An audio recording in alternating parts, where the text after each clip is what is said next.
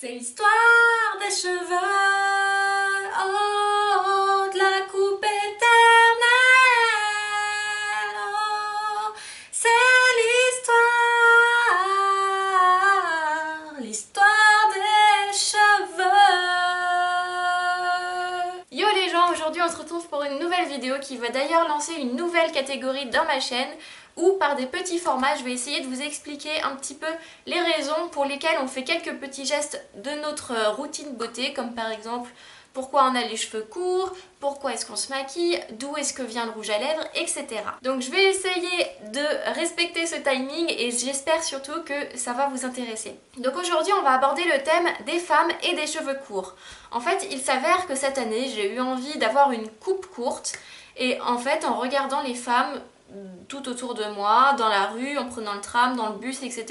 Je me suis aperçue qu'il y avait très peu de femmes de moins de 40 ans qui avaient les cheveux courts. Alors du coup, je me suis demandé pourquoi et j'ai fait quelques recherches.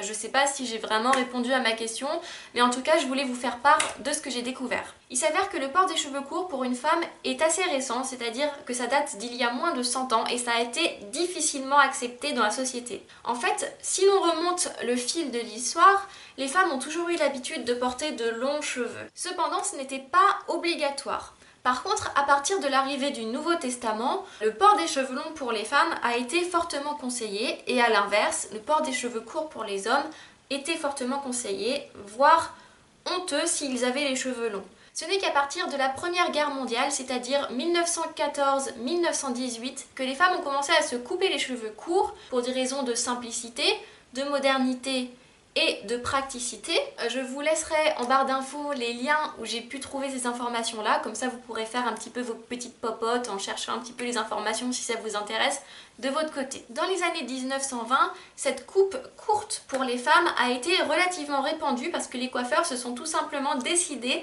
à répandre cette mode là et à pratiquer la coupe des cheveux courts pour les femmes dans leur salon. Alors il s'avère que cette pratique là leur a posé pas mal de soucis parce qu'en fait, couper les cheveux courts pour les femmes était considéré comme remettre en cause leur rôle traditionnel de femme dans la société. Donc ça a fait pas mal de remue-ménage à l'époque, jusqu'à faire de nombreux procès vis-à-vis de ces coiffeurs qui pratiquaient la coupe courte pour les femmes. Ce remue-ménage a même augmenté l'aspect viril de porter les cheveux courts, et du coup diminuer l'aspect féminin d'une femme qui avait les cheveux courts. Même la presse féminine de l'époque était contre cette pratique, alors que vous savez bien à quel point la presse féminine actuelle est avant-gardiste. Et donc apparut la mode de la coupe à la garçonne vers 1920-1925, qui était normalement enclenchée par des femmes qui vivaient en dehors du système, qui étaient avant-gardistes ou qui voulaient se rebeller contre des effets sociaux, contre la politique, etc., etc. La coupe de cheveux courte était donc un acte revendicatif. Cependant, face à l'ampleur de cette mode-là, la presse féminine a accepté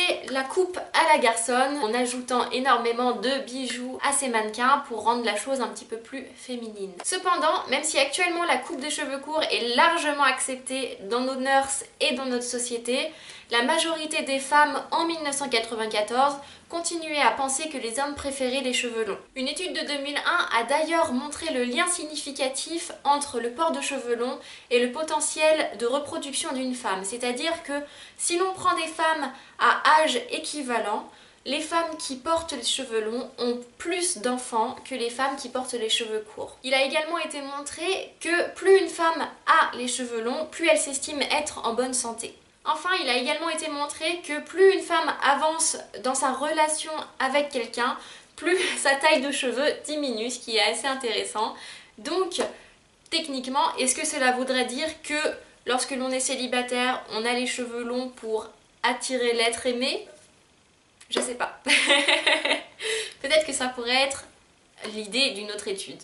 Voilà, cette vidéo est terminée. Néanmoins, je tiens à mettre un accent sur le fait que toute coupe de cheveux est très subjective. Vous pouvez très bien aimer les cheveux courts comme quelqu'un peut très bien aimer les cheveux longs. Ce n'est pas parce que vous avez les cheveux courts que vous êtes totalement moche et pareil, ce n'est pas parce que vous avez les cheveux longs que vous êtes forcément plus belle que les autres. Ça n'a rien à voir, ça dépend des goûts de chacun. Un homme peut très bien aimer les cheveux longs, un autre homme peut très bien aimer les cheveux courts, une femme peut très bien aimer les cheveux longs, une femme peut très bien aimer les cheveux courts. Voilà, en tout cas j'espère que ce petit format de vidéo vous a plu et vous a intéressé. N'hésitez pas à mettre des commentaires si vous avez des informations sur les cheveux, le pourquoi du comment un petit peu sur ce thème de vidéo là, pour compléter le contenu de cette vidéo, pour la rendre encore plus intéressante.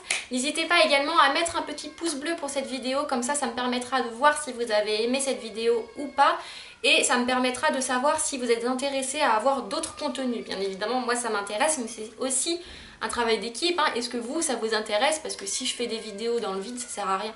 Autant le dire franchement. Voilà, en tout cas, je vous fais de gros bisous et puis à la prochaine. Salut! Si t'as bien aimé cette vidéo, je t'invite à cliquer ici. Et puis tu peux également me suivre sur Twitter, mais j'y vais pas beaucoup, sur Instagram et sur Facebook. Allez, salut!